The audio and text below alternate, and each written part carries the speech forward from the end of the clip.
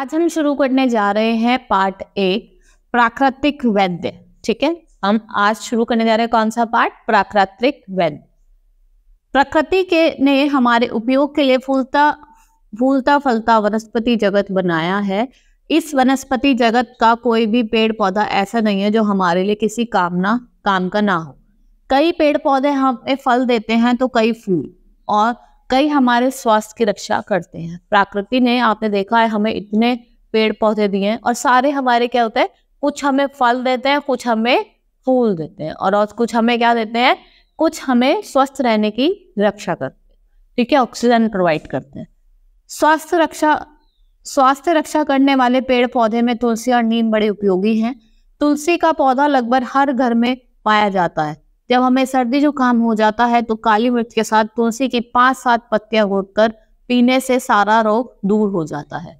ठीक है, स्वास्थ्य रक्षा के जो पौधे हैं वो क्या है? नीम है, और क्या है? हमारी तुलसी है। देखा है ना, जब हमें जुकाम वगैरह हो जाता है, सर्दी जुकाम हो जाता है, तो काली मिर्च के साथ चाय में घोट के 7 एक पत्ती किसकी? तुलसी की, हम पीते हैं तो हम सही हो जाते हैं।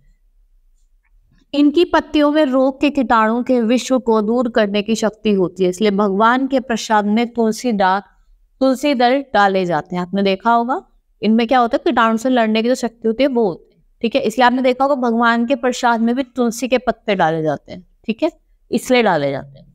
घरों में महिलाएं स्नान करने के बाद तुलसी के पौधों को नियम से जल देती हैं और इसे तुलसी माता का बिरवा कहकर पुकारती हैं। इस गुणकारी पौधे को हरा भरा रखने में अपना धर्म समझती है और इसकी पूजा करती है। ठीक है, आपने देखा बहुत घरों में महिलाएं स्नान करके उनको जल देती है। ठीक है, इसको हरा भरा रखती हैं और हरा भरा रखने के बाद इसकी पूजा करती हैं और इसको क्या कह के पुकारती हैं? तुलसी माता का बिरवा। तुलसी की शांति नीम भी बहुत लाभदायक तुलसी की भांति नीम भी बहुत लाभदायक पेड़ है। इसका प्रत्येक भाग मनुष्य के बड़े काम का है। नीम की पत्तियां पर जब सूर्य की किरण पड़ती है तो आसपास की वायु शुद्ध हो जाती है।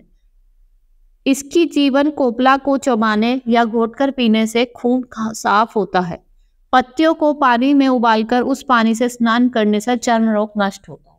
ठीक है, जैसे हमारी तुलसी बहुत ही फायदेमंद है, उसके बाद ही नीम भी बहुत लाभदायक है। जब इसकी सूरज की किरणें पर पड़ती है तो ये आसपास की हवा को, वातावरण को शुद्ध बना देता है।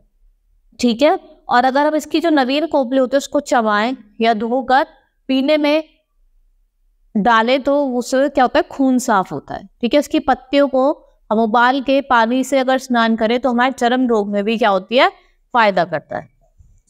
नीम के पानी से घाव धोने पर घाव में विपेल कीटाणु समाप्त हो जाते हैं। पत्तियों को उबालने आदि की परेशानी को कम करने के लिए नीम का साबुन भी बनाया जाने लगा है। कभी कभी इसकी पत्तियों को जलाकर विषैले कीटाणु और मच्छरों को दूर भगाया जाता है। देखा ना, बहुत बार क्या होता है, हम पीने का पानी में भी इसको नीम की पत्तियां डालते हैं, और बहुत जगह क्या होता है, इसको पत्तियों को जलाया जाता है जिससे जो आसपास मच्छर वगैरह है, कीटाणु, उनको दूर भगाया जाए। ठीक है, आपने देखा होगा, अब तो मार्केट देखा होगा, इसके साबुन का भी क्या होने लगा? प्रयोग होने लगा। इसकी पत्तियों को कपड़ों तथा अनाज के साथ रखने से भी उनमें कीड़े नहीं लगते। देखा, हम घर में नीम के पत्ते कपड़ों में या फिर गेहूं वगैरह में डाल देते, इससे इसमें कीड़े ना लगे। नीम की पतली पतली टहनियां दातुन करने काम आती है। टहनी का कड़वापन मसूड़े के पीप को कम करता है और कीटाणु को नष्ट करता है। जो इसकी पतली पतली टहनियां होती है वो दातुन के काम आती है। ठीक है, वो जो पीप होता है मसूड़े का, उसको सही करता है और कीटाणु लगने से बचाता है। नीम की छाल को घिसकर फोड़े फुंसियों पर लगाने से वह ठीक हो जाते हैं। नीम के फल को निमोरी कहते हैं। कच्ची निमोरी में दूध होता है। यह कड़वी होती है, किंतु पकने पर इसका गुद्दा मीठा हो जाता है। जब ये पकती है, ठीक है, तो उसका जो गुद्दा होता है वो कैसा होता है? वो मीठा हो जाता है। नीम की गुठली बड़े काम की चीज है। इस गुठली से तेल निकाला जाता है। नीम के तेल को मालिश से खुजली तथा अन्य प्रकार के चर्म रोग नष्ट होते हैं। ये जो इसकी गुठली होती है, इससे क्या करता है? तेल निकाला जाता है। ठीक है, जो चर्म रोग वगैरह उस पर लगाया जाता है उसे नष्ट करता है। नीम की लकड़ी शीशम, चीड़, देवदार व साल जितनी उपयोगी तो नहीं होती, लेकिन इस लकड़ी में घुन नहीं लगता। इसे कच्चे मकानों की कड़ियां, चौखटे और किवाड़े तथा चारपाई के पाए आदि बनाने के काम में लाया जाता है। देखो शीशम, चीड़ इनसे ज्यादा तो अच्छी नहीं होती है, लेकिन बहुत लोग खिड़की वगैरह या दरवाजा बनाने में इसका यूज करते हैं, ठीक है, प्रयोग करते हैं, जिससे घुन नहीं लगता। इस लकड़ी में क्या नहीं लगता, घुन नहीं लगता। नीम की जड़ें जमीन के अंदर से नमी खींचकर मिट्टी की ऊपरी परत में को नम रखती है तथा उसे जल और वायु द्वारा कटाव से रोकती है, ठीक है। वो जल और जो कटाव होता है ना, उससे उसे रोकती है। तुलसी दल और कड़वा नीम दोनों ही मानव समाज में बहुत बड़े सेवक हैं।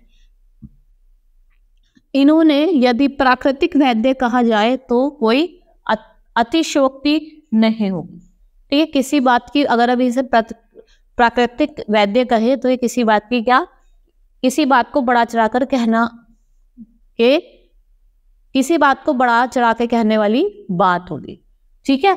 और आपने देखा होगा तुलसी हो चाहे नीम हो, दोनों क्या हैं, मानव के लिए बहुत ही ज्यादा लाभदायक, ठीक है।